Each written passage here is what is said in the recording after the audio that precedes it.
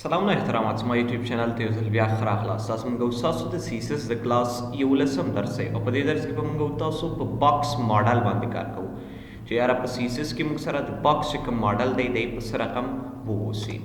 نو راځئ سټارټ له دې څخه اخلو. ګورئ all elements can be considered as boxes. په HTML کې چې څومره هم elements دي موږ سره دې ټولو ته موږ په CSS کې باکس هم ویلی شو یا د باکس نوم هم ورکولی شو. تاسو کولی شئ دوه نومه دوی ته واخلئ.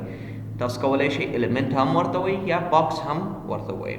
ګورئ in CSS the term box model is used when talking about design and layout. کله چې موږ تاسو د ډیزاین یا د لیاوټ په اړه خبره کوو د یو element چې کوم دی نو په دغسې حالتونو کې موږ تاسو ته بیا چې کوم دی د element ته باکس هم ویلی شو.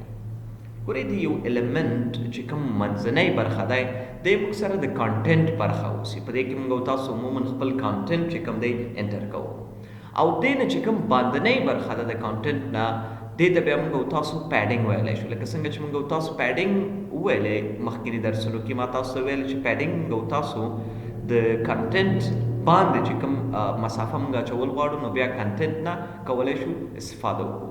نو د کانټینټ نه باندې چې کومه ساحه ده دې ته بیا موږ تاسو پیډینګ ویلی شو او بیا د پیډینګ نه باندې چې کومه ساحه ده دې ته بیا موږ تاسو بارډر ویلی شو چې بارډر موږ تاسو واچول چې بارډر موږ سره د پیډینګ نه باندې اوسي یعنې کوم پیډینګ چې موږ تاسو اچو دی زموږ بارډر نه افیکټ کوي او بارډر نه وروسته چې کوم دی موږ سره اینډ کې بیا دې ته موږ تاسو مارجن ویلی شو چې موږ د یو باکس د څلورو خواو په څلورو باندني خواو ته چې کله سپیس اچول غوښته نو موږ تاسو د مارجن څخه استفاده کوله او کله چې موږ تاسو څلورو خواو نه د یو element چې کوم دی یو کرښه تاول غوښته نو بیا موږ تاسو د بارډر څخه استفاده کوو.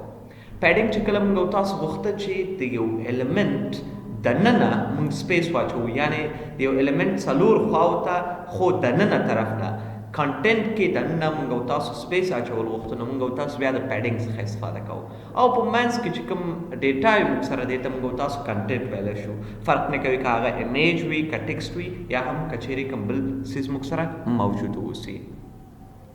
نو دا یو څه لنډ معلومات د CSS د باکس ماډل په اړه چې باید تاسو پرې پوه وئ. نو دا اوس موږ ستاسو د CSS یو لنډ او شارټ درس انشاءالله نوی درس به هم زما یوټیوب چینل ته ډېر ژر اپلوډ شي. دا ویډیو ځکه ډېر شارټ و چې ما غوښتل چې تاسو په لنډ ډول یوازې په باکس ماډل باندې په دې ویډیو کې پوه شئ. انشاءالله نوی درس به هم زما یوټیوب چینل ته ډېر ژر اپلوډ شي.